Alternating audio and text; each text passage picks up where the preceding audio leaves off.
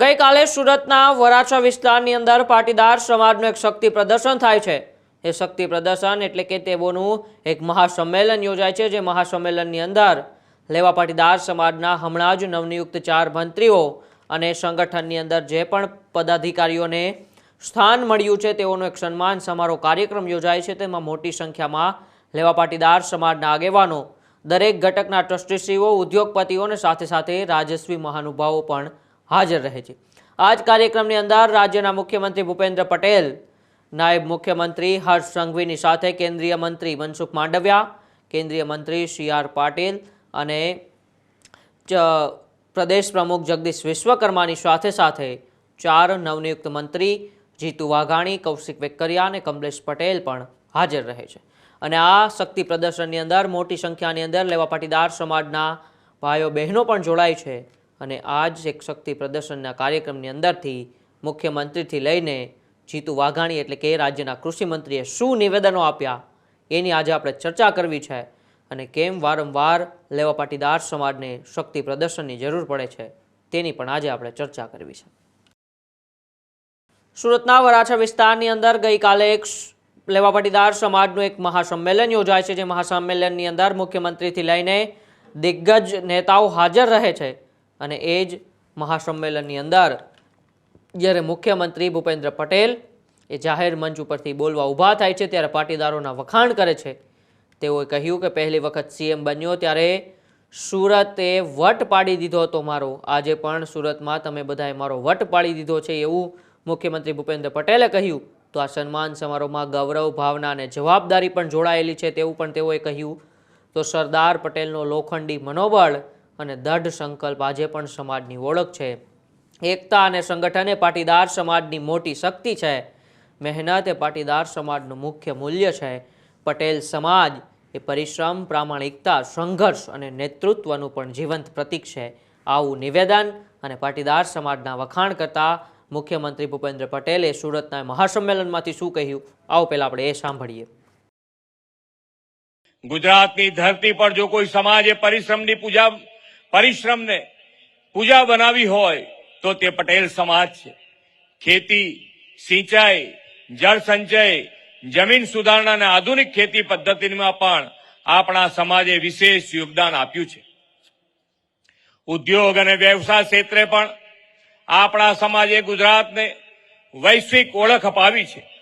નાના કામથી શરૂ કરીને મલ્ટીનેશનલ કંપની ઊભી કરવાની ક્ષમતા સમાજના સાહસ, વ્યવસાયિક બુદ્ધિ અને વિશ્વસનીયતાનો પરિચય છે।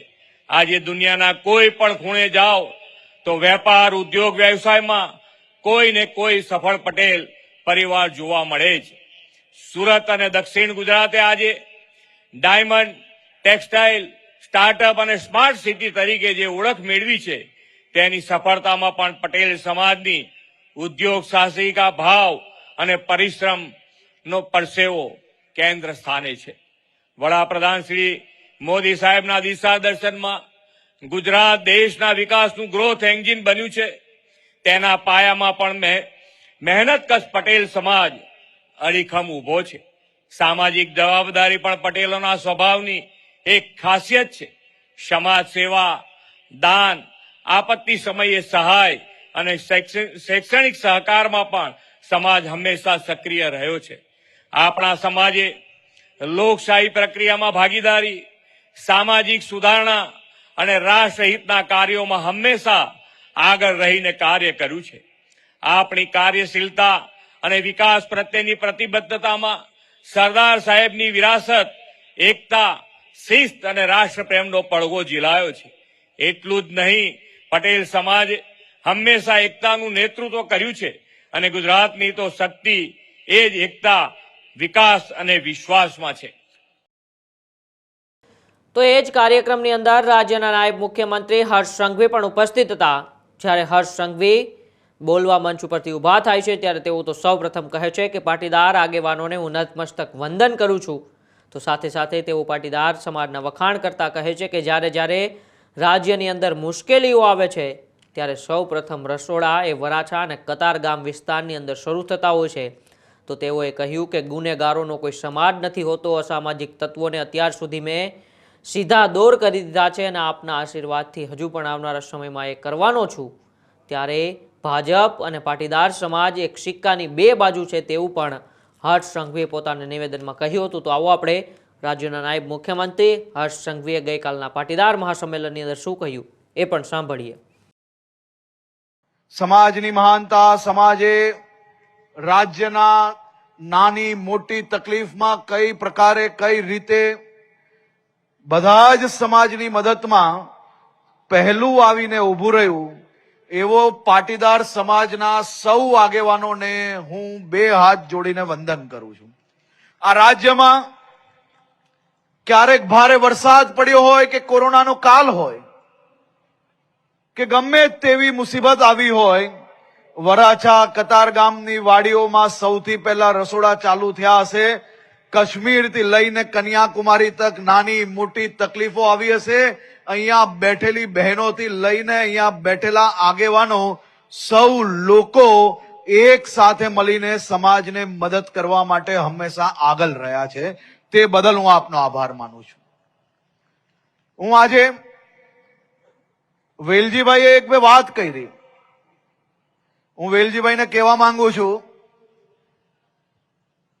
કે તમે કદાચ ફોન નહીં કર્યા હશે, પરંતુ અહીંયા બેસેલાથી લઈને છેલ્લી લાઈન સુધી દરેક લાઈનમાં એક બે માણસ જરૂરથી મળશે કે ગામમાં નાનામાં નાની તકલીફ હોય ને તો પોલીસ સ્ટેશન પછી ને હર્ષ સંઘવીને પહેલા ફોન કરે, અને આ હર્ષ સંઘવી અડધી રાત્રે ફોન ઉચકીને એ ગામની અંદર ગમે તેવો લુખ્ખો ટપોરી હોય એને સીધા પગે ચાલવા નથી લીધો ને આખા ગામે એના દ્રશ્ય જોયા હશે, અને અહીં બેઠેલા સૌ લોકોએ જરૂરથી એ દ્રશ્ય જોયા હશે. અને આજે સમાજના સૌ આગેવાનોએ જ્યારે એમાં મક્કમતાથી રાજ્ય સરકારની આ મુહિમને, મુખ્યમંત્રી શ્રીની આ મુહિમને જો તમે સૌએ સિક્કો લગાડીને કીધું કે હજી વધુ કડકાઈથી કામ લો, તો અમે તો હજી વધુ કડકાઈથી કામ લેવા માટે હંમેશા તૈયાર છીએ. પણ હું આજે આ વચન આપું છું કે અહીં બેઠેલા ઘણા લોકોના ચહેરા હું દેખું છું, તમામ લોકોને અંદાજો છે. આ ભાવનગર, અમરેલી, બોટાદ, રાજકોટ, પોરબંદર, જામનગર, નાના નાના ગામની અંદર તમે બધા જ યાદ કરો, એ દિવાળીનો સમય હોય, તહેવાર હોય, નાની મોટી ગમે તેવી તકલીફ પડી હોય, વ્યાજના ચક્કરમાં સામાન્ય માણસને ફસાવ્યો હોય, એક એકનો હિસાબ આપણે સૌ લોકોએ મળીને સીધા કરવાનો કર્યો છે. ક્યારેય સમાજ જોઈને ગુનેગારો પર એક્શન નથી લીધા, પરંતુ ગુનેગારનો કોઈ સમાજ જ નથી હોતો. ગુનેગાર એ સમાજનો દુશ્મન હોય છે, અને ગુનેગારને મજબૂતાઈથી એનો કઈ રીતે હિસાબ કરવો જોઈએ એ ભૂપેન્દ્રભાઈ પટેલની સરકાર સારી રીતે જાણે છે. આજે હું અહીંયા બેઠેલા સૌ લોકોને માત્ર બે જ લાઈનની અંદર આ સરકાર કઈ રીતે સૌ લોકો સાથે આગળ વધી રહી છે તેનો અંદાજો આપ સૌને આપવા માંગુ છું.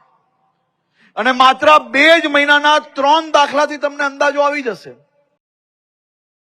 તો આ જ સંમેલનની અંદર રાજ્યના કૃષિ મંત્રી અને જેમનું સન્માન હતું એટલે કે નવનિયુક્ત મંત્રી અને ભાવનગરના ધારાસભ્ય જીતુ વાઘાણી પણ ઉપસ્થિત હતા.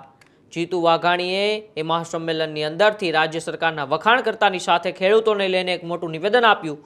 જીતુ વાઘાણીએ કહ્યું કે 10,000 કરોડનું પેકેજ જે રાજ્ય સરકારે એટલે કે રાજ્યના મુખ્યમંત્રી ભૂપેન્દ્ર પટેલે એ કમોસમી વરસાદ બાદ ખેડૂતોને આપ્યું હતું, તે પેકેજમાંથી લગભગ 8,700 કરોડ ખેડૂતોના ખાતામાં જમા થઈ ચૂક્યા છે. તો 15,000 કરોડથી વધુ કિંમતના ટેકાના ભાવે જણસીની પણ ખરીદી પણ થઈ ચૂકી છે. હું એક ખેડૂત પુત્ર તરીકે મુખ્યમંત્રી ભૂપેન્દ્ર પટેલનો આભાર માનું છું તેવું પણ જીતુ વાઘાણીએ કહ્યું હતું કે ખેડૂતોને લઈને ભૂપેન્દ્રભાઈ પટેલની સરકાર અત્યારે ખૂબ જ કાર્યરત છે. 10,000 કરોડના પેકેજની જાહેરાત થઈ હતી, તેમાંથી લગભગ 8,700 જેટલા પૈસા એ ખેડૂતોના ખાતામાં જમા થઈ ચૂક્યા છે. ત્યારે આવો પહેલા આપણે એ પણ સાંભળીએ કે પાટીદાર મહાસંમેલનની અંદર રાજ્યના કૃષિ મંત્રી જીતુ વાઘાણીએ શું નિવેદન આપ્યું. ખેડૂત પુત્ર તરીકે મુખ્યમંત્રીનો આભાર માનું છું. અહીંથી ઉલ્લેખ થયો એટલે સાહેબ 10,000 કરોડના પેકેજમાંથી લગભગ 8700 કરોડ રૂપિયા એ ખેડૂતના ખાતામાં ગયા છે. 15,000 કરોડની ખરીદી થાય, 10,000 કરોડનું પેકેજ મળે, માર્કેટની યાર્ડમાં પણ વેચાણ થાય. સાહેબ, આ પ્રકારનું મોદી સાહેબના નેતૃત્વની અંદર ડબલ એન્જિનની સરકાર હતી ને એટલે શક્ય બન્યું છે. ખેડૂત બેઠો જ છે સાહેબ, સંવેદનાથી કરવાની ફરજ છે, પણ જરૂરે સમયે એ ખેડૂતના SMS આવે, તમારે આવ્યા છે, અહીંયા રહેતા હશો તોય કે મારે મેસેજ આવ્યા. સાહેબ, આભાર માનું છું. આ જ પ્રકારે સર્વાંગી સમાજના વિકાસમાં આપના નેતૃત્વમાં ગુજરાત આગળ વધે. અહીંથી જે કાંઈ વાત કરી છે ને, મારે ધ્યાન દોરવું છે કે રાજ્યની ભારતીય જનતા પાર્ટીની સરકાર, વડાપ્રધાન નરેન્દ્રભાઈ મોદીની ભાજપની સરકાર, એ ભૂતકાળમાં પણ આપણું ગામડું થરથર ઝૂતું હતું ને ત્યારે લુખાઓને દરમાં નાખવાનું કામ એ ભાજપની સરકારે કર્યું છે. સૌરાષ્ટ્રને આઝાદ કરવાનું કામ થયું હોય તો માત્ર ને માત્ર ભારતીય જનતા. તમે બધા ગામડામાં રહ્યા છે એ ખબર છે સાહેબ. હજી પણ હવે તો ભૂપેન્દ્રભાઈ દાદાના નામે ઓળખાય છે. દાદાનું બુલડોઝર પણ ફરી રહ્યું છે. તમને ભરોસો આપીએ છીએ, અમે તમારાના એક દીકરા તરીકે સભ્ય બન્યા છે. ત્યારે જ્યારે પણ જેવી પણ કોઈ પણ ગામમાં, તાલુકામાં, જિલ્લામાં આવા કોઈ પણ કામ માટે જરૂર પડે તો માનનીય મુખ્યમંત્રીને હર્ષભાઈએ ખુલ્લામાં કર્યું છે. કોઈથી ડરવાની જરૂર નથી. હવે સરકાર એ લોકોની સરકાર છે. કોઈની પણ ડર્યા વગર આગળ વધીને આપણે વાત કરીએ, આપણે ગમે એની પાસે વાત મૂકીએ. સરકાર તૈયાર છે, લોકો માટે તૈયાર છે. શ્રેષ્ઠ ભારતના નિર્માણમાં ગુજરાત આગળ વધે. ભાઈ શ્રી કીર્તિદાનભાઈ, ભાઈ શ્રી જિજ્ઞેશભાઈ, અનુભા, સુખદેવભાઈ, ઉર્વશીબેન અને ઘનશ્યામભાઈને પણ તાળીઓથી વધાવીએ. આ કલાકાર બનીને નથી આવ્યા, આ ભાવનાથી આપણે વચ્ચે આવ્યા છે. કોઈનું નામ ઉલ્લેખ ન થયો તો માફ કરજો. આ કલાકારો કોઈ દી હાંજે નથી ગાયું. આજે તમે હાંજે ગાયું છે, ઢળતી સાંજે ગાયું છે અને અમારા સન્માનમાં ગાયું છે. ત્યારે તમને સમાજ વતી ભરોસો આપીએ છીએ, ક્યારેય નીચું જોવું પડે ને એવું કામ ભૂપેન્દ્રભાઈના નેતૃત્વમાં, મોદી સાહેબના નેતૃત્વમાં અમારાથી નહીં થાય. સકારાત્મક રીતે આગળ વધીને સમાજ આગળ વધે, સર્વાંગી સમાજ આગળ વધે, તમામ સમાજનું ભલું થાય એ ભાવ સાથે આગળ વધીશું. એ અમારા માતુશ્રીને સમગ્ર પરિવાર છે. મને આનંદ છે કે આપ સૌની વચ્ચે અમારું જે સન્માન થયું છે એ જવાબદારીનું ભાન કરવા માટેનું સન્માન છે કે તમને જવાબદારી મળી છે, તમારી જવાબદારી છે. આ જવાબદારીમાં ક્યારેય ઉણા ન ઉતરીએ એવા મહાખોડલના આશીર્વાદ મળે.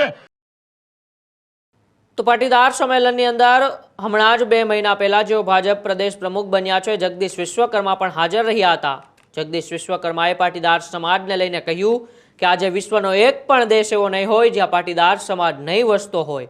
આપણે એક ફિલ્મ એ પાટીદાર સમાજ પર પણ બનાવવી જોઈએ, જેનાથી આજના યુવાનોને ખબર પડે કે મહેનત અને પરિશ્રમ અને ખંત અને ખુમારી એ પાટીદાર સમાજની શું છે. આજે જ્યાં જ્યાં પાટીદારો ગયા છે ત્યાં પોતાની આગવી ઓળખ બનાવીને આગવી છાપ છોડતા ગયા છે તેવું પણ જગદીશ વિશ્વકર્માએ કહ્યું. ત્યારે આવો પહેલા સાંભળીએ ભાજપ પ્રદેશ પ્રમુખ જગદીશ વિશ્વકર્માએ એ મહાસંમેલનની અંદર પાટીદાર સમાજના વખાણ કરતા શું નિવેદન આપ્યું. એક વખત ખાલી આમ પાછા પડી અને આ કર્મા બિલ્ડર્સના બોર્ડ સામુ જુઓ. બધા જ મિત્રોને મારી વિનંતી છે, પાછા વળીને એક વખત ડોક્યુ કરો. આ પાછળ ડોક્યુ કરી અને જોવામાં જેટલી તકલીફ પડી છે એટલી જ તકલીફ વર્ષો સુધી કોંગ્રેસને સરદાર સાહેબનું નામ લેતા પડી અને દેશના યશસ્વી પ્રધાનમંત્રી માનનીય મોદી સાહેબે માત્ર ગુજરાત નહીં, ભારત નહીં પણ સમગ્ર વિશ્વની સૌથી મોટું સ્ટેચ્યુ એટલે આપણા સરદાર સાહેબનું 140 કરોડ ભારતીયોને ભેટ આપ્યું છે. અને જ્યારે સ્ટેચ્યુ ઓફ યુનિટી જવાનું થાય અને જે લેડર ઉપરથી નીચે ઉતર્યા બાદ હું તમામ લોકોને કહું છું કે એક વખત નીચે ઉતર્યા પછી આમ પાછું વળીને ડોક્યુ કરજો, સરદાર સાહેબની પ્રતિમા સમક્ષ નજર કરજો. આપણી આંખ નહીં પહોંચે ને આપણને અચંબો લાગશે. આટલું મોટું વિરાટ સ્ટેચ્યુ આપણા સરદાર સાહેબનું, આટલું મોટું સન્માન એ દેશના યશસ્વી પ્રધાનમંત્રી માનનીય મિત્રો મોદી સાહેબે આપ્યું છે. આ નાની ઘટના નથી. અને એટલા માટે તમને બધાને કીધું એક વખત ખાલી આમ ફરીને જુઓ. હું આવ્યો ત્યારનો તેદુનું આમ જોજો કરું છું. કે આ કર્મા બિલ્ડર્સને અભિનંદન આપવાનું મન થાય. ખૂબ ઊંચું બેનર માર્યું છે અને ખૂબ મોટું સન્માન આપે અહીંયા પણ આપ્યું છે. મિત્રો, હું જેટલા પણ લોકો સુરતની અંદર રહે છે, આ શ્રદ્ધેય મંચને પણ કદાચ વાત ખબર હશે કે 1985-86 ની વાત કરું એ સમયગાળાની કે જ્યારે સૌરાષ્ટ્રની એ સૂકી ભટ્ટ જમીન ઉપર આપણા વડવાઓ 1985-86 ની પહેલાની પરિસ્થિતિની વાત જોઈએ ત્યારે કેટલાય લોકો એ સૌરાષ્ટ્રમાંથી માઇગ્રેટ થઈ કોઈ સુરત આવ્યું, કોઈ અમદાવાદ આવ્યું. આજે આખા વિશ્વનો એક પણ દેશ એવો નથી કે જ્યાં મારો સૌરાષ્ટ્રનો પાટીદાર વાસી ત્યાં વસ્યો હોય. અને એ વખતની વાત કરું તો માઇગ્રેટ કેમ થવું પડ્યું આ નવી જનરેશનને ખબર નથી. પણ હું મનસુખભાઈ થી માંડીને, ગોવિંદભાઈ થી માંડીને, જીતુભાઈ થી માંડીને બધાને એવું કહીશ કે આપણે ફિલ્મ બનાવવી જોઈએ. એ પિક્ચરમાં નવી પેઢીને બતાવવું જોઈએ કે આ માઇગ્રેશન કેમ થયું. ભારતના ઇતિહાસની અંદર કોઈ રાજ્યની અંદર કોંગ્રેસના રાજમાં એ ટ્રેનના માધ્યમથી પાણી પહોંચાડવાનું કામ થતું હતું એ ગુજરાતની અંદર થતું હતું. હમણાં જે પાટીલ સાહેબે વાત કરી ને કે 7 પેઢી ચાલે એટલું ધન છે પણ 7 પેઢી ચાલે એટલું પાણી નથી. અને એના કારણે મિત્રો આપણે માઇગ્રેટ થયા હતા. અને એ માઇગ્રેશન એ પાણી માટે, મજૂરી માટે, પાપી પેટનો સવાલ હતો. પણ ધન છે જનેતાને, ધન છે પાટીદાર સમાજને, એ તમામ વડીલોને ધન છે કે જેમણે માઇગ્રેશનનો વિચાર કર્યો. પણ જ્યાં જ્યાં વસ્યા ત્યાં પોતાની આગવી ઓળખ ઊભી કરી હોય એ આ તમામ શ્રદ્ધેય મંચને મારા નતમસ્તક વંદન કરું છું. મિત્રો, તો ગઈકાલના પાટીદાર મહાસંમેલનની અંદર એક પછી એક દિગ્ગજ નેતાઓના નિવેદનો આપણે સાંભળ્યા અને આ નેતાઓના નિવેદનોમાં ક્યાંક ને ક્યાંક પાટીદાર સમાજના વખાણ પણ આપણે સાંભળ્યા. કેમ આવનારી ચૂંટણી, જ્યારે સ્થાનિક સ્વરાજની ચૂંટણીઓ નજીક આવી રહી છે અને આ બધા વચ્ચે જ્યારે 2 મહિના પહેલા પાટીદાર સમાજ એ સ્થાનિક સ્વરાજની ચૂંટણીઓમાં ઈડબ્લ્યુએસની માંગને લઈને મેદાને આવ્યો હતો, ત્યારબાદ હવે એક બાદ એક એ ખોડલધામ હોય, પછી અમદાવાદ અને હવે સુરત, એક બાદ એક પાટીદાર સમાજે શક્તિ પ્રદર્શન કરે છે. અને શક્તિ પ્રદર્શનની અંદર મુખ્યમંત્રી સહિત, પ્રદેશ પ્રમુખ સહિત અનેક દિગ્ગજ આગેવાનો હાજર રહે છે અને પાટીદારોના વખાણ કરીને ક્યાંક ને ક્યાંક પાટીદારોને રીઝવવાની કોશિશ કરતા હોય એવું પણ લાગી રહ્યું છે. ત્યારે આવનારા સમયમાં હવે પાટીદાર સમાજ વારંવાર પોતાની શક્તિ પ્રદર્શન દેખાડી રહ્યું છે, સમાજની એકતા દેખાડી રહ્યું છે. ત્યારે સ્થાનિક સ્વરાજની ચૂંટણીઓમાં તેમનો પાવર શું છે, તેમની એકતા શું છે, ઈડબ્લ્યુએસની માગણી સાથે જ્યારે પાટીદાર સમાજ હવે મેદાને આવ્યો છે ત્યારે શું કરવાનું છે તો હવે આવનારા સમયમાં ખબર પડશે. પરંતુ પાટીદાર સમાજના રાજ્યોની અંદર અલગ અલગ થઈ રહેલા શક્તિ પ્રદર્શનો એટલું જરૂર સૂચવી રહ્યા છે કે આવનારી ચૂંટણીઓમાં પાટીદાર સમાજ કાંઈક નવા રાજકીય વળાંકો જરૂર લાવશે. તમારું આ બાબતે શું માનવું છે કે પાટીદાર સમાજના શક્તિ પ્રદર્શનો એ રાજકીય વળાંકો લાવશે કે નહીં? અમારા કોમેન્ટ બોક્સમાં ચોક્કસથી જણાવજો. બાકી જોતા રહો ન્યૂઝરૂમ ગુજરાત, ગુજરાતનો ગર્જનાદ. નમસ્કાર.